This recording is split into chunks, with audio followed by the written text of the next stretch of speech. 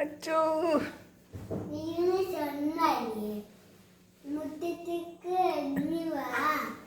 മുറ്റത്തേക്ക് അഞ്ഞു വാ കുത്തി തന്നെ നീ ഇരിക്കണ്ട മുറ്റത്തെ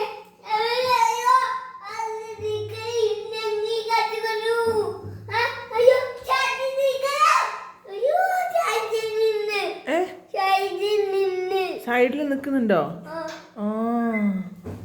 കണ്ണന്തിയായിരുന്നു കണ്ണ്